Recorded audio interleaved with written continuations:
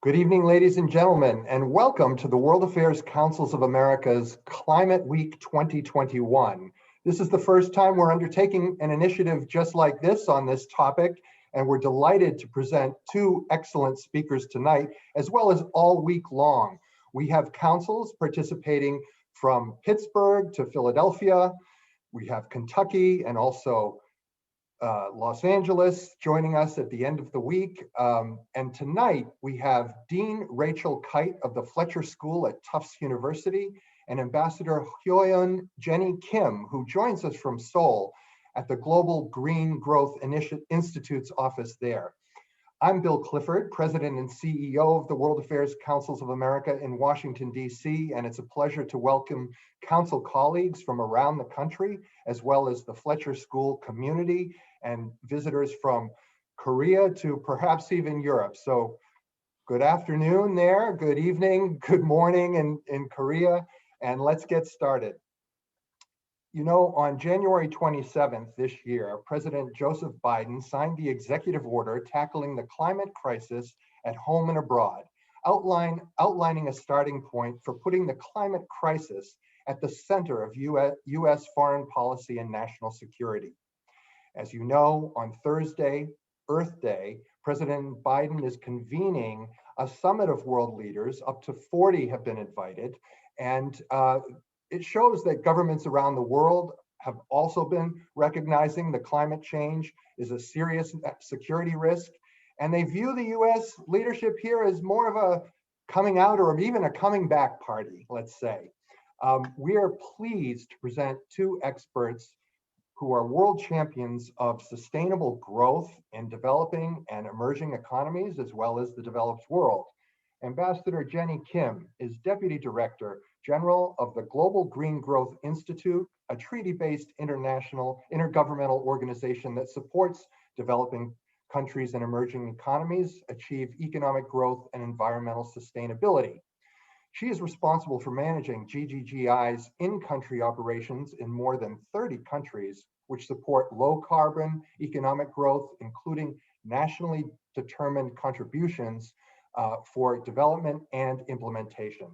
Prior to joining GGGI in 2018, she was the ambassador of the Republic of Korea to Senegal and 5 neighboring countries. She oversaw regional strategic cooperation between Korea and West Africa and oversaw drastically increased overseas development assistance in the region. She's a career diplomat in the Korean Foreign Ministry, and she served as Director of Climate Change and Environmental Affairs, as well as leading negotiations at the UN climate change talks and also WTO, World Trade Organization negotiations. She's worked at the OECD and in Paris and at the UN. And Rachel Kyte, welcome to World Affairs Councils of America. I know you've spoken to some of our councils, perhaps in Boston. Rachel is the 14th Dean of the Fletcher School at Tufts, a 2002 graduate of Fletcher's Global Master of Arts program and a professor of practice at the school since 2012. She's the first woman to lead the nation's oldest graduates-only School of International Affairs. Prior to joining Fletcher, Rachel served as Special Representative of the UN Secretary General and Chief Executive Officer of Sustainable Energy for All. She previously was the World Bank Group Vice President and Special Envoy for Climate Change, leading in the run-up to the Paris Agreement. In her role as advisor to the UN Secretary General's high-level group on climate action and as an advisor to the UK government's preparations for the climate talks in 2021 as a friend of COP26, she's also chaired numerous boards and ESG, environmental social governance committees, and she is a citizen of the UK. Tomorrow, Dean Kyte is teaching a 5-course series as part of Fletcher's executive education program titled 2021, a super year for sustainable development diplomacy. I suspect we'll be hearing a lot about that theme tonight. So Dean Kyte, over to you and Ambassador Kim. Well, thank you very much. It's really lovely to be here today with all of you across the country and the world. And it's a great honor to be together here with Ambassador Kim. So I'm just going to set the scene for a couple of minutes and then really have a dialogue with Ambassador Kim and get her perspective on things, because I think that the work that GGGI is doing, helping countries work out the really difficult and thorny issues of how they manage their transitions towards a world of zero net carbon, is really where all the diplomatic words meet the rubber on the road, as it were. So I'm teaching a course called the Super Year of Sustainable Development Diplomacy, because this year, both because of delays as a result of COVID-19, but also because of the urgency of the really cataclysmic crises we face of pollution and waste, of biodiversity loss and extinction, and of climate change. A lot is coming together at the moment. And so this year we have, at the leader level, very important G7 and G20 meetings. We have summits called by the US, which is back in the climate negotiations, back in the multilateral fold, as it were. We have a climate talks in November in Glasgow, the 26th round of the Conference of the Parties, a critical climate conference where countries have to ratchet up their ambition, which is called for under the Paris Agreement, which was signed in 2015. So every 5 years, countries have to come and raise their ambition in terms of mitigating carbon emissions, but also building resilience and adaptation into their economies and their national plans. So that's at the end of the year, and really the science is very clear that we're not on track. We are not where we need to be as a global community in order to manage the impacts of climate change and to wrestle emissions to the ground, as well, to get to net zero. And then earlier in the fall, just before we all arrive in Glasgow, there was a critical summit being held in China, in Kunming, on biodiversity, where we need to set really targets that we can adhere to in the way that we are trying to under climate negotiations for the way in which we protect Earth's biodiversity. None of these things can be seen in isolation. The good news is that we have engaged in a race to zero. The science is very clear that in order to arrest global warming, as was agreed to in Paris, which means that we need to be well below 2 degrees of warming and preferably at 1.5 degrees of warming. We need to have an economy in balance with the chemistry of the planet by 2050, which means that we need to be at zero net emissions by 2050. So for all emissions that go up, we have to cap them and prevent emissions, or we have to be able to capture them or store them or use them, or not have them escape into the atmosphere. In order to get to zero net emissions by 2050, we have to cut about 45 to 50% of our emissions this decade. Why? Because we build momentum into the processes of the planet which are affected by this carbon pollution. And so we are in an extraordinary race to zero. It's both a sprint. Where can we get to by 2030? Can we cut emissions sufficiently? Can we build resilience and adaptation to the already felt impacts of climate change? Look at the fires, droughts, storms that we see around the world, including in the United States. And can we build this long-term transition to deep decarbonization before mid-century? The good news is that China, Republic of Korea, Japan, the UK, the European Union are all committed to net zero, and many other minor economies together. When you think about China, the EU and the US together, that's 61% of global GDP, all committed to being at net zero by 2050. The Chinese have put some of the flesh on that commitment. The European Union has put a lot more flesh on that commitment, but again, there are arguments about implementation. And all eyes are on the United States this Thursday, where the Biden administration will come forward with their climate action plan, which is their contribution to the Paris Agreement. And the science would indicate that in order to get the US economy on track for near zero net emissions by mid-century, we're really looking at 57 to 63% cuts in emissions by 2030. I think most observers think that that's a little rich, probably a little difficult. So I think what people are looking for is something around 50%. And in fact, the Secretary General of the United Nations today called for the US to cut in half its emissions by 2030. So that's 50%.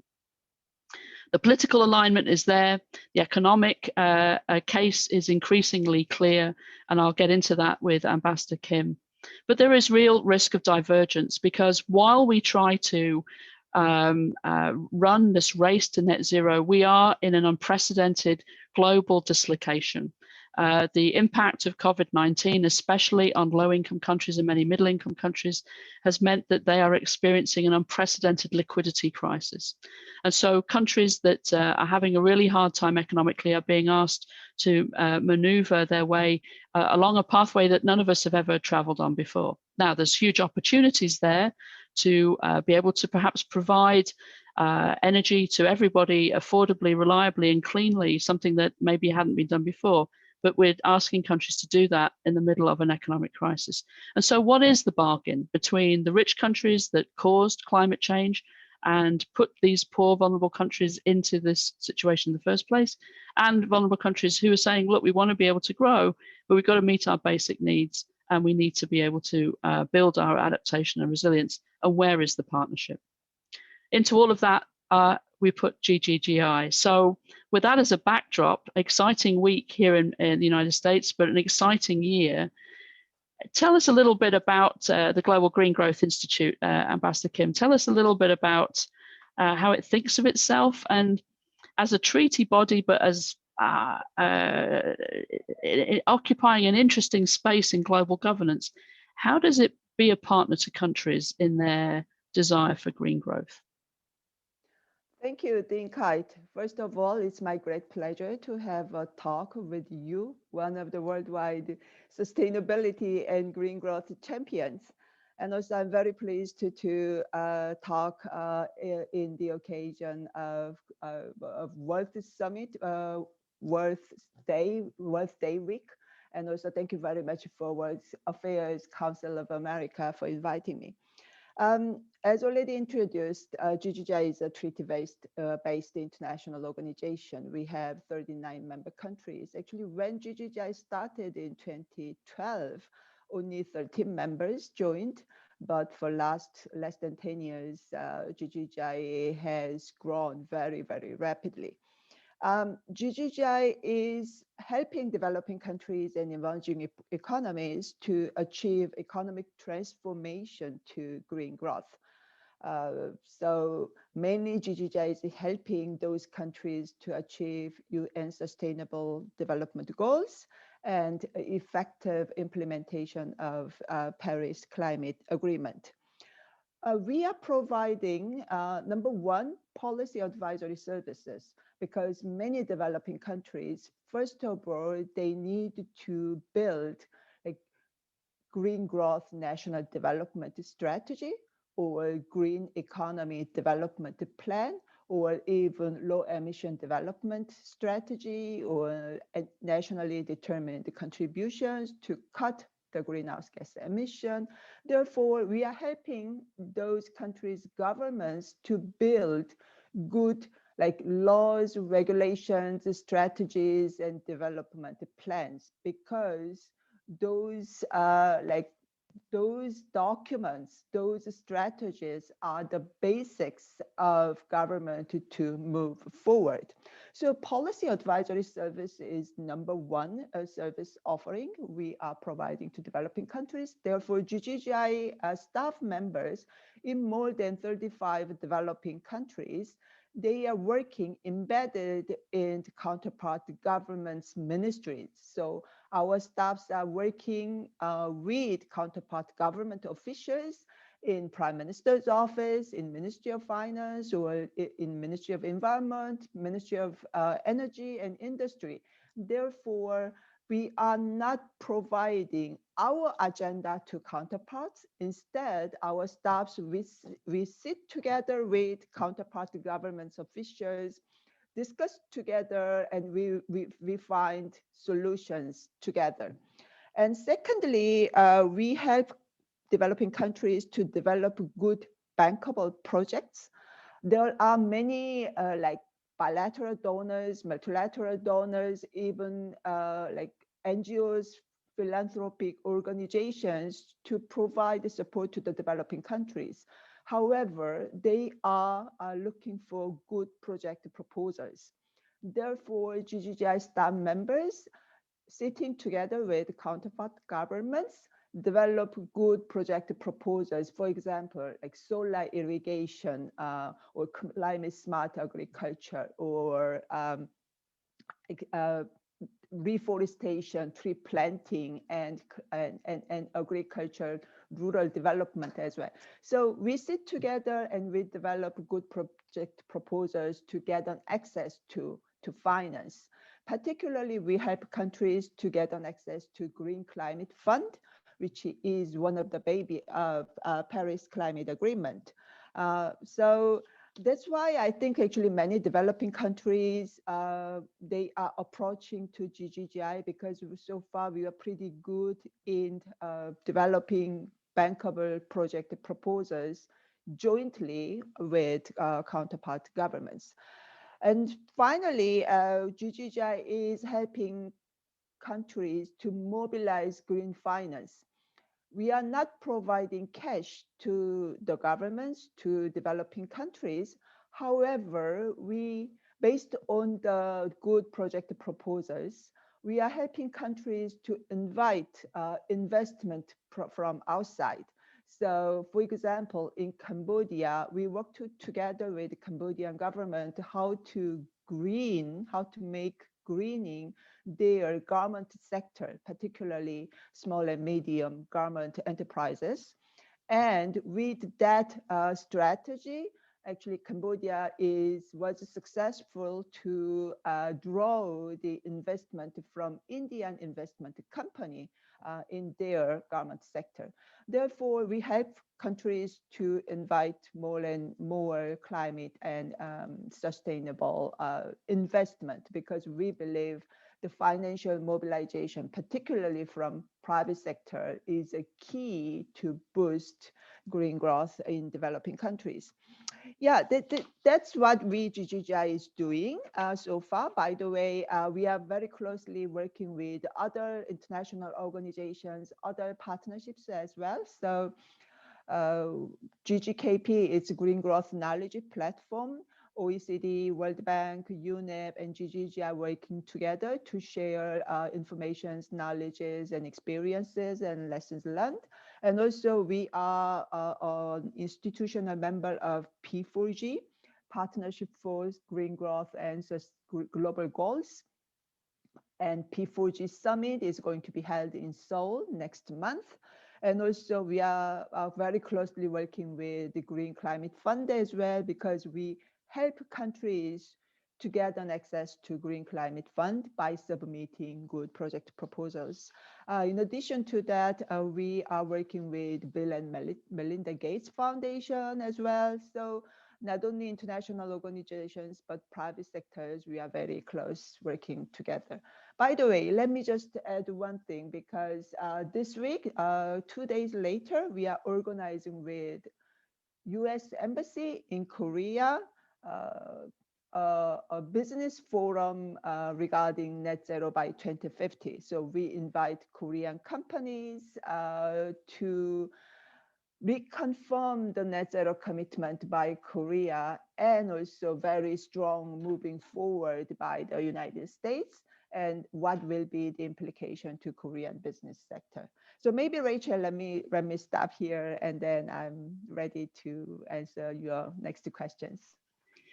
No, so it's really fascinating because you're not, as I understand it, flying in and flying out, right? No, of course your teams not. are embedded in these governments as they work through how to do this. Yes. So I had a question. So we're really talking about in order to promulgate green growth and green and inclusive growth, really, right? To meet the SDGs, but also to meet the sort of the exigencies of climate change. We're really talking about each country managing a whole series of transitions, right? The energy transition, a transition in transportation, a transition in manufacturing, where that is a large part of the economy, financial sector reform. I mean, but these transitions are actually transformations for many of these countries. So how do countries come to you and say, look, I don't know what to do with my energy sector, I don't know how to manage my energy transition? Or do they come to you and say, I've got an NDC, but we really don't know how to implement it? Or is every country different? Yeah, every country is different. Therefore, basically, GGGI is working on the basis of needs and demands from counterpart governments. Some countries come to GGGI, hey, we need to develop our low emission development strategy by 2050. And we have to develop more ambitious NDC by 2030. However, we do not have enough capacity. We do not have expertise, so please help us. In that case, basically, we start working with like Prime Minister's office or presidential office or Ministry of Finance, because in order to mainstream green element in government budget, in government basic planning as well. For example, in 2018, with Prime Minister of Fiji, we launched Fiji's low emission development strategy by 2050. Actually, it was a huge work done by GGGI, Fiji government, and other international organizations as well. So according to the scenario we developed, if Fiji is going to follow the most ambitious scenario, they can achieve net zero before 2050, around 2041 and 2042. So this was a great achievement from GGGI, particularly in the Pacific. Therefore, now GGGI is playing as an NDC hub in the Pacific. We are now helping Fiji, PNG, Vanuatu, Kiribati, Solomon Island, very small, vulnerable island countries in the Pacific to develop their ambitious NDCs and also NDC implementation plan as well. Because NDC is one thing, however, the implementation is another. Therefore, how to effectively implement your NDC, how to secure finance and technology to effectively implement your plan. That's another thing we are helping developing countries. Some countries, they come agriculture is our main industry, but because of COVID-19, because of climate change, we are suffering from flooding, we are suffering from drought, what we are going to do. So what is climate smart agriculture? Solar irrigation, drought resistance crops, how to help them. That's why our staff members, in many cases, actually, they are working even in local government, in local community, with local community leaders. That's why localization, decentralization is one of the strategic business model of GGGI. We help our developing countries, like local community leaders and local government leaders, to mainstreaming green element in their everyday operations. Yeah, so I mean, there is no one size fits all strategy to achieve green growth, green transformation. Every countries, they have specific needs and specific circumstances.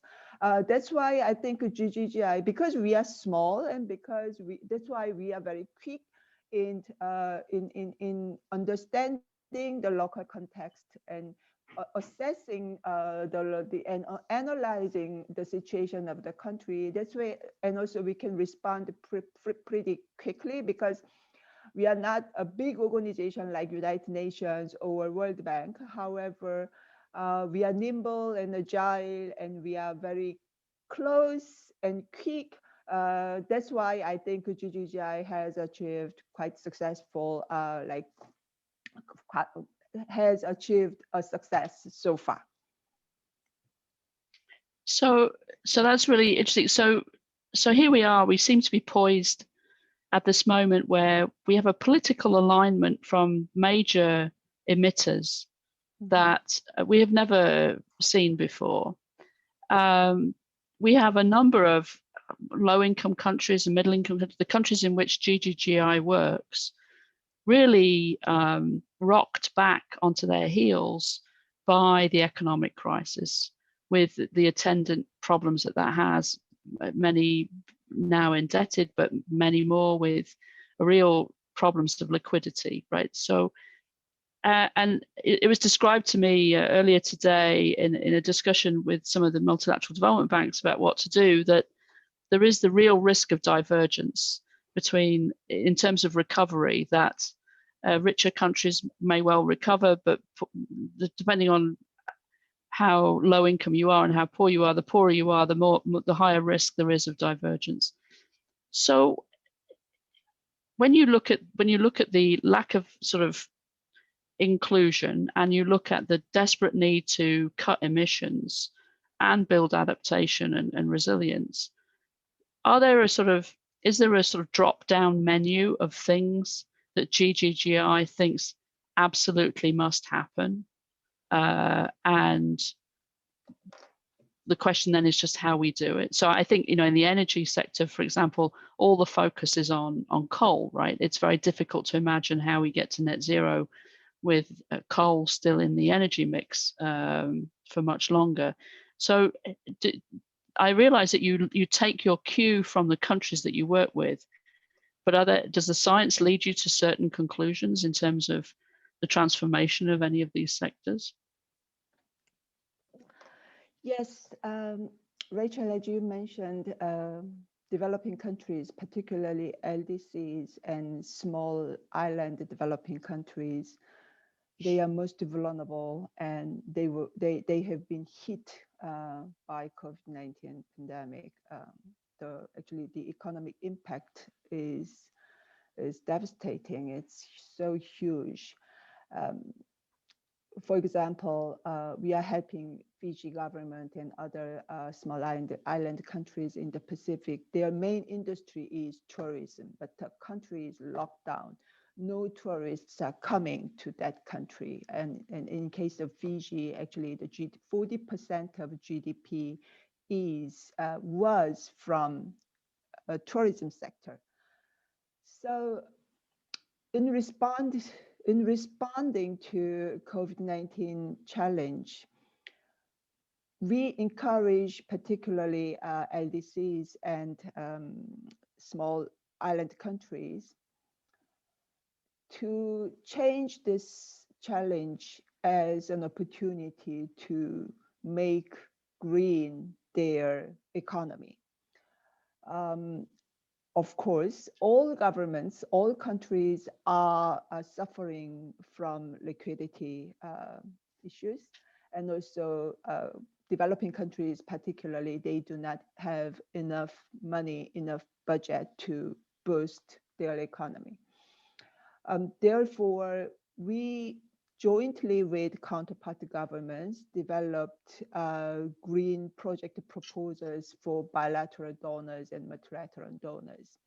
For example, we worked with the least developed countries in sub-Saharan Africa and small island countries in Caribbean and the Pacific to develop project proposals for Qatar Fund for Development. So Qatar Fund for Development, finally they decided to support those countries, particularly in the areas of developing solar irrigation for agriculture. Actually in Africa, agriculture is the main industry, and many farmers, they are using diesel pump irrigation system. Instead of diesel pump, we provide solar pump for irrigation. And also we help those countries to nurture young green startups even in African countries, small island countries, young people, they are really interested in green issues, and they are proactive to start their green business. So how to help those future generation to strengthen, to make their own. Therefore, we provide young startup beginners, so-called young startup, young greenpreneurs, to get an access to better knowledge, better experience in other developed countries, global network as well. And also we are providing seed money for them to start to make their business solid. So Qatar Development Fund for Qatar Fund for Development, actually they provided their funds to those developing countries for solar irrigation and greenpreneurship. And in addition to that, many developing countries now, they believe actually green is a main element of their government budgeting, their fiscal policy. Therefore, GGGI is providing finance experts to their ministries, finance ministries. So developing countries approach to GGGI, hey, we need a special advisor to our finance ministry, how to mainstream green element in government budgeting, in government fiscal policy, in our national development policy. So we are providing experts as well. Yes. Still, GGGI is a small organization. We do not have enough big money, big fund to help all developing countries.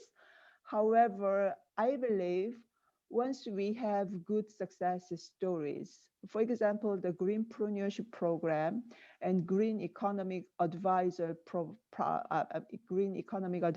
Provision Program, that are quite successful. If we have good cases, I think we can expand, we can replicate those success stories in other countries as well. So maybe Bill, if I want to hand it back to you, but I think that this is so interesting because it's one thing to file a report with the United Nations that says that you can ratchet up your ambition to effectively transform your economy so that it works without fossil fuels as the lifeblood.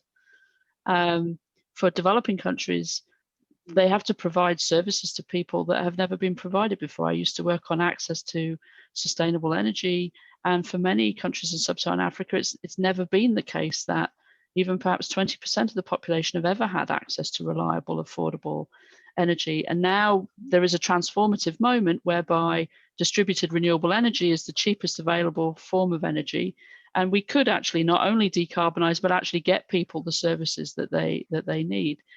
But this is a very fragile moment. There's great optimism, but there's really a huge risk, and there's a huge need for a rethinking of how the wealthy part of the world, in terms of currency anyway, helps those countries to make this transformation so that they don't get left behind, which of course was the very important message of the Sustainable Development Goals, that we would not leave anybody behind, but it was also part of the message of the Paris Agreement.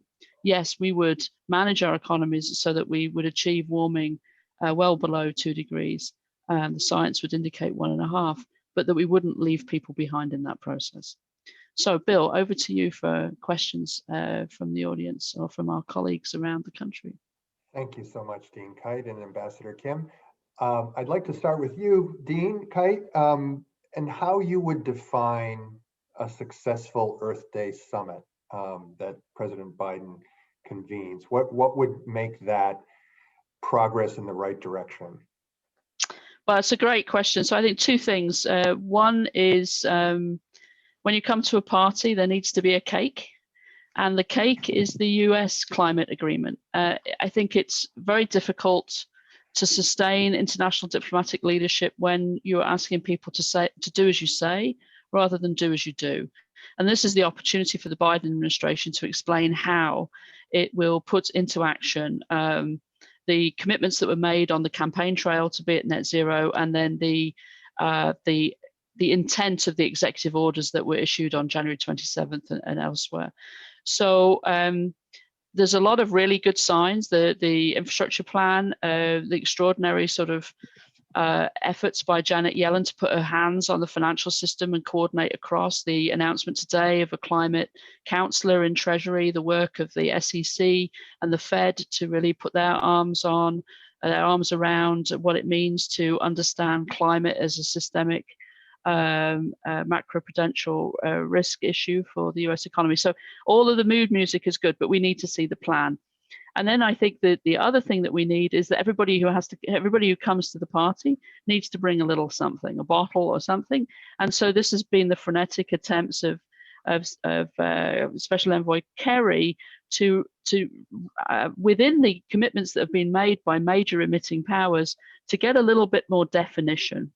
And you've seen the Financial Times has just reported that the UK is going to go from a 68% cut by 2030 to a 75% cut by 2035. That is extraordinarily ambitious. And of course, for all observers of the UK, it's going to be like, okay, well then actions need to match the words. The EU is embroiled in really important back and forth about exactly how its Green Deal will operate. And there's some really difficult issues there around gas and nuclear energy. And then the pressure on China to come forward this week with some statement about how it's going to move away from coal rapidly. And either that statement is made this week or it's made in the run up to the G20. Pressure on the Japanese also to withdraw from financing coal at home and abroad, and the same pressure, I think, on the Republic of Korea. So I think you'll see a climate plan. We hope that it's ambitious enough, that it's right-sized. And then you'll see, I think, a number of clarifying commitments by major emitters. Perhaps also there's also talk about a Glasgow financial network, which is a network of some of the big banks to clarify their commitments on net zero as well. But I think most of the financial commitments will come out at the Venice Summit, which is the finance meeting on climate in advance of the G20, which is hosted by Italy this year. Indeed, thank you very much. And Ambassador Kim, speaking of climate Special Envoy Kerry, he was in Asia, China, and then spent some time briefly in Seoul.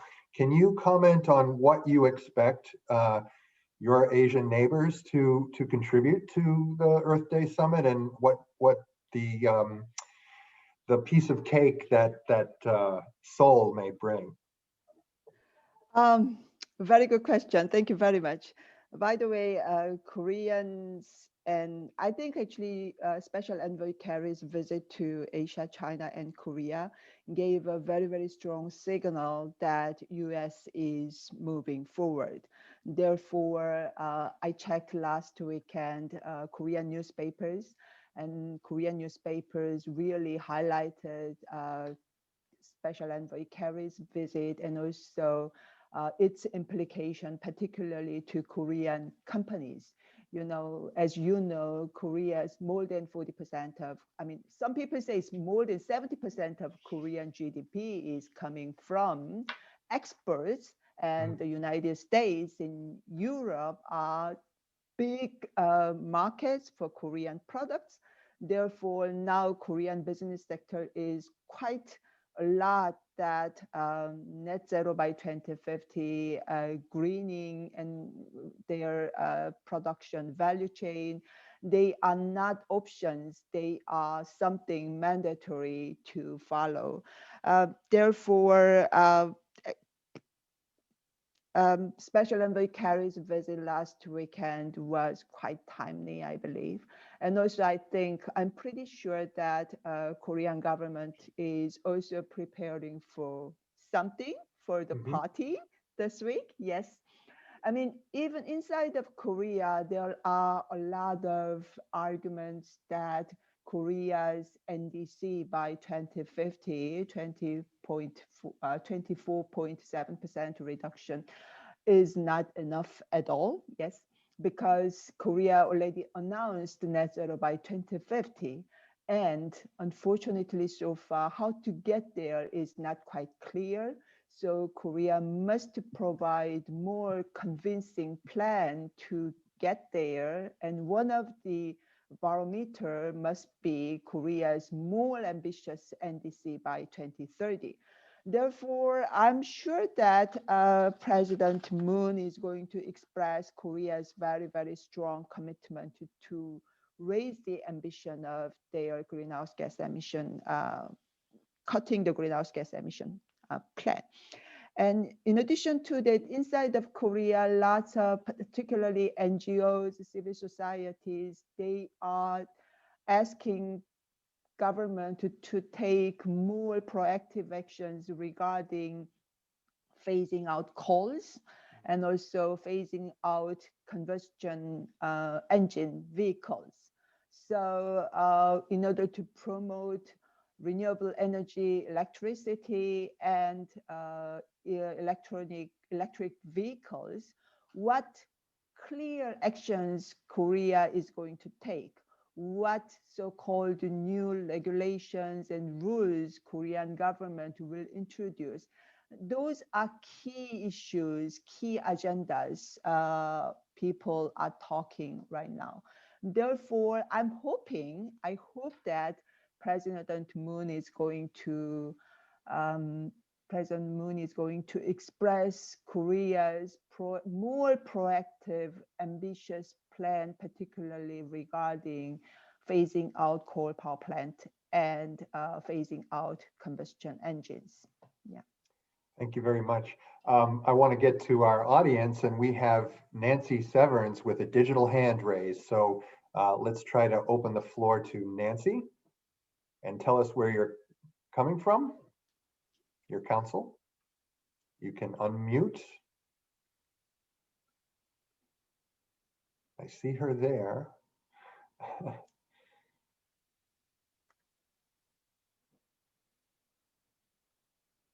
And if, Nancy, if you're not able to access, feel free to type your question in the chat box. We certainly want to hear from you.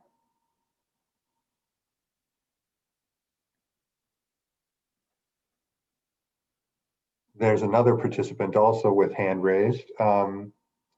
Quanta Dawn Light. Whoever can jump in.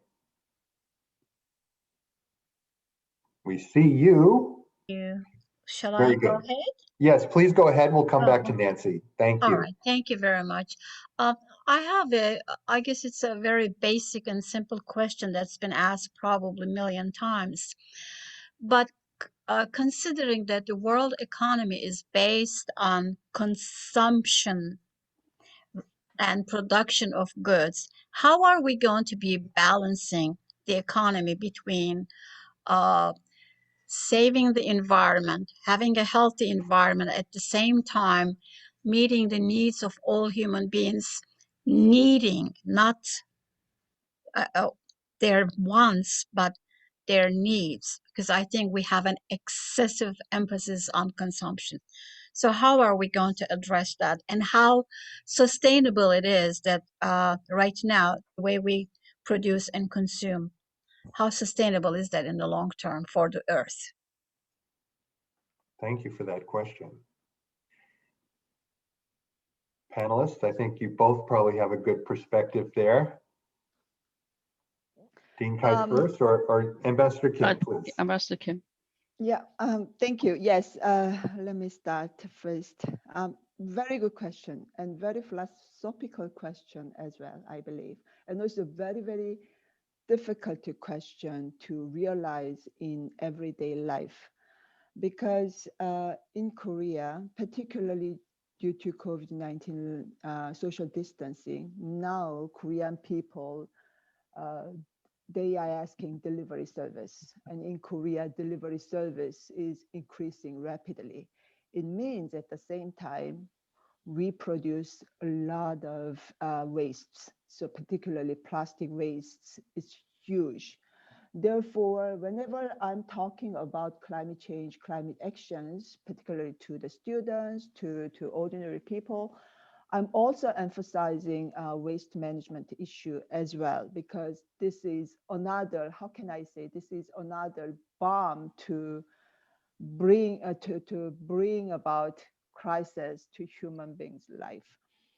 How to combine the needs of life and sustainability? That's really critical issue to consider many solutions. However, what I want to, I mean, certainly I do not have very simple answer to solve all those challenges. However, I would like to say that we really are in a juncture to transform our way of thinking regarding well-being. So people should accept green element in their daily life. So even in Korea, a lot of NGOs, they are leading the campaign for making everyday life greener. Fortunately, in Korea, actually bad air quality is really a social issue. People are suffocating, particularly in so-called fine dust season. And a lot of kids and particularly elderlies, they go to doctors. So bad air quality, it can be the other side of same coin of climate change.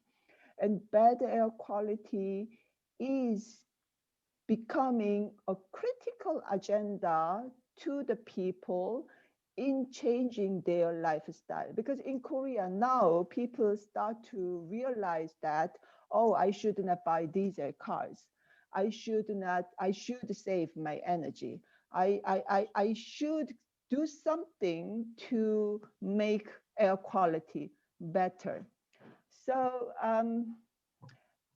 yeah, so my conclusion is everybody should think about their daily life, what to do, how to do to make life sustainable in long-term perspective.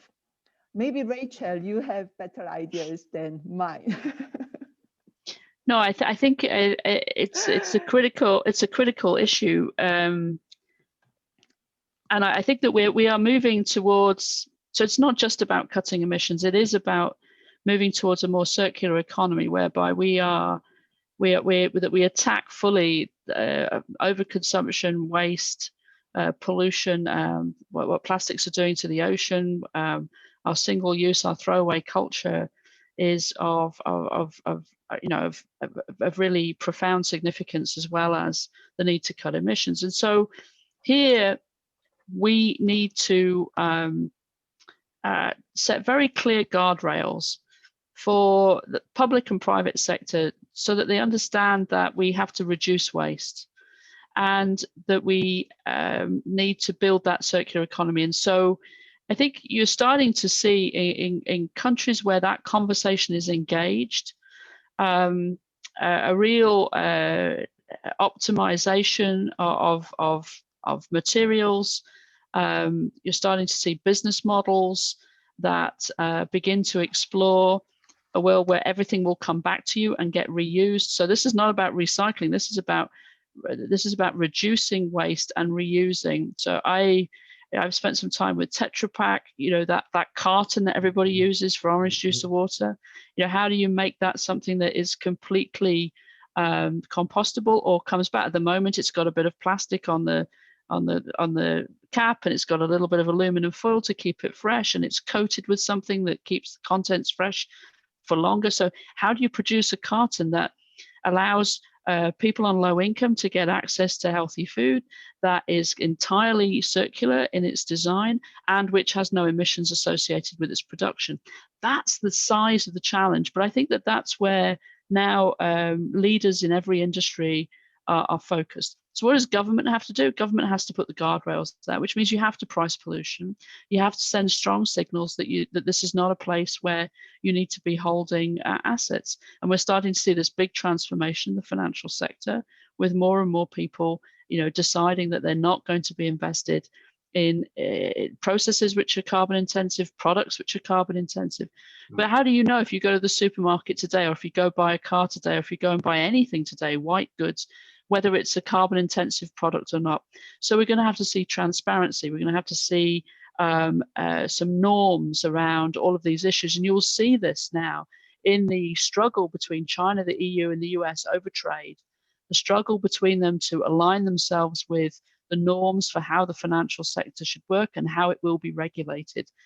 And this is the deep work underneath the hood, as it were, of the global economy, which we're now engaged in. So I'm optimistic that we can find ways to live more lightly on this planet.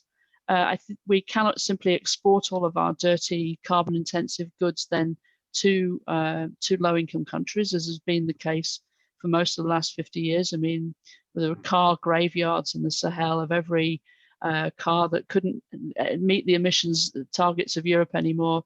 We have to be able to close down all those loopholes. But I'm optimistic that we can innovate our way out of this, but we need to have very, very, very clear and coordinated degrees of cooperation between major powers on the fact that we are going to price pollution out of our system. We lost our questioner from before, but I want to follow that up while we're waiting for more questions. In that vein, to follow up on Ms. Dawn Light's question, there is a huge demand for infrastructure globally. And I wonder to what extent the build out on that is aligned with net zero. To what extent would China present the same standards for its Belt and Road Initiative that other countries may, and what you've seen, Ambassador Kim, in the 30 to 39 countries that you're serving in terms of infrastructure and green build? Thank you, Bill. Yes, developing countries, they have huge needs of building infrastructure. And also more and more people are coming to cities. So these days we call that maybe cities, they have the key to solve climate change crisis, because more and more people live in city, and city is like a box for transportation, buildings, energy, waste. All like sustainability related issues are there in cities. So how to build good, sustainable, climate resilient cities, that can be a key to solve, to effectively address the challenge of climate change. So basically, GGGI is helping particularly developing countries to build green, sustainable cities. In order to build so, number one, you must have very good city development plan or city development strategy, mainstreaming green element in those plans and strategies. That's why GGGI is helping, particularly in Senegal and Rwanda. We persuaded governments to introduce a green city guideline in their developing cities. And also we very closely worked with Rwanda government to introduce minimum compliance code for green buildings. So when you build buildings, building maintains 30 years, 40 years. Therefore, when you build a new building, you must include sustainability factor in the building. So we introduced Rwanda. We actually persuaded Rwanda government to introduce minimum compliance code for green buildings. Therefore, all new buildings, when they are constructed, must follow the minimum compliance code. And also electric mobility is other issues for infrastructure. More and more developing countries, people want to buy cars or people want to buy motorbike. That's why GGGI is also working with like Cambodia, Philippines, and Laos PDR to introduce electric motorbike instead of diesel motorbike. There are many things actually to be done to make sustainability as a main element in infrastructure. But all in addition to, above all, however, I personally have a view that government must implement very strong green procurement policy. When government is bidding for projects, how strongly you consider green element in your decision. So cost price is not the only element to be considered. Green must be the element which should be considered with more weight. So although at the beginning, although it is more expensive, but if it has strong green component, you government must take that one. So green procurement, I believe, is a very basic step to move forward in greening infrastructure. Great. It's time is short, but I want to pose a final question to each of you. We might need briefer answers, but it will whet our appetites for a future discussion, I'm sure. You both indicated upcoming summits beyond Earth Day here this week on Thursday. One, Dean Kyte, you mentioned a couple of times the liquidity problems faced by emerging economies, partly due to the terrible downturn many have experienced in the COVID period. What do you expect from I think you mentioned the Venice Summit and the financial institutions, the international financial organizations are going to do to address that critical problem you mentioned of divergence that could morph into a crisis? And while you're about to answer that, Ambassador Kim, for you, please tell us a little bit about the P4G Summit in Seoul and what it is intending to accomplish. To Dean Kyte. So thank you. So the first pieces of this fell into place during the spring meetings of the IMF and the World Bank recently in Washington. With the advent of the Biden administration, we saw an ability to reach an agreement on the issuance of a new allocation of special drawing rights to the IMF. This needs to move rapidly through all of the bureaucracy. This will allow the IMF to extend some increased capacity to countries, but what needs next to happen is that is allocated on there's an allocation system which would allocate different amounts of funds to different countries, and only a small percentage of that will actually go to the countries that are experiencing the liquidity crisis. And so there needs to be a mechanism for reallocating the allocations if you're a rich country and you don't need it. There are some arguments about exactly how that would happen, but that needs to happen quickly. And then there is a question of, well, what more can be done? I think for a number of countries, the liquidity crisis is simply because the tourists have stopped coming, or there is no economic activity. It's not that the country is necessarily fundamentally in trouble.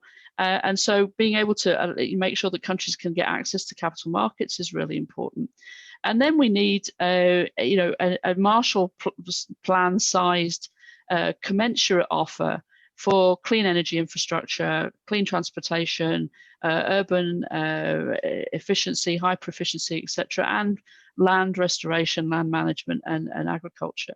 And I think the question here then is, in the margins of the G7 and the G20, what can be done? We need the EU and the US to be cooperating on this, alongside a green Belt and Road Initiative, as has already been met, and also what more can Korea and Japan and other important members of the G20 do?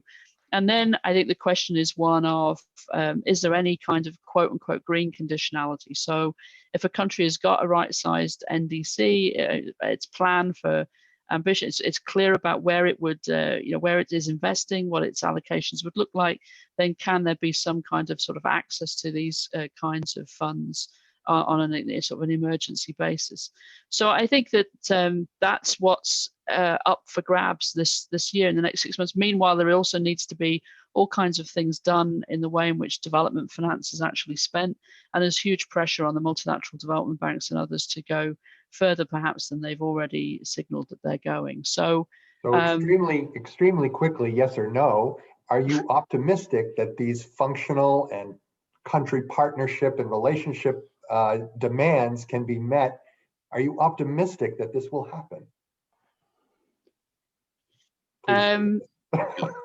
No, I'm a hopeful pessimist in that the pressures that are pulling these countries apart are substantial. Tensions on trade, on technology, on human rights, etc. And security. But if you see the mood music that's coming from the bilateral discussions, the track 2 and track 1.5, there is an understanding that we can only do this by cooperation. So yeah, maybe yes. That's a very grounded, sober response. Thank you. And Ambassador Kim, on the P4G, what's up? Yes. And yeah. Are you optimistic? Yes, as Rachel said, I'm an optimistic person as well. So P4G is going to be, the P4G Summit will be held in May in Korea. P4G is quite an interesting platform because it's a collection of governments, international organizations, civil society, and particularly business sector all together. So P4G is a combination of top-down from heads of states and heads of governments announcing political commitment regarding green growth and global goals, and bottom-up approach by providing practical solutions with green startups led by young people. So P4G particularly is providing seed money to green startups and help them to get connected with a global network, providing mentoring services, and help them to scale up and commercialize their business. Therefore, I believe government sector and private sector, so joint work by two key actors, can really produce a great synergy in P4G. So P4G, what I'm expecting is not just political commitment from government, but also we really need a very, very strong commitment from business sector, private sector, to invest further in green growth, sustainable economy. Well, perhaps there will be synergies also with the Fletcher School, where young people from all around the world do fantastic things. Absolutely, yes. Absolutely. Well, we've run a little over, but I'm grateful to our distinguished panel, Dean Rachel Kyte of the Fletcher School and Ambassador Hyoeun Jenny Kim, the Deputy Director General of the Global Green Growth Institute in Seoul. And this program, and indeed all of the World Affairs Councils of America's Climate Week through Friday, has been sponsored by the Korea Foundation. I want to say a special thanks to Ms. Minjung Kim, who is the director of the Korea Foundation's Washington office. We've been wanting to put this program together for some time, and COVID impeded it, but we made it for this timely week. And tomorrow, for those of you who are interested, we have from the World Affairs Council of Philadelphia at 5 p.m. Eastern, Combating Climate Change, Making Green Energy Solutions Accessible and Affordable for All. This conversation features Donald Baird, founder and CEO of Block Power, and Andreas Karelis, founder and executive director of Revolve and author of Climate Courage. We all need courage to proceed on this issue. Dean Kyte, Ambassador Kim, on behalf of the WACA staff, thank you very much again for joining us this evening, this morning from Seoul. We wish you good luck in your endeavors, and please come back and visit us again. Thank you. Thank you very much. It was a great pleasure to meet all of you. Thank you, everyone, and to council colleagues, see you tomorrow. Have a good rest of your day. Bye-bye.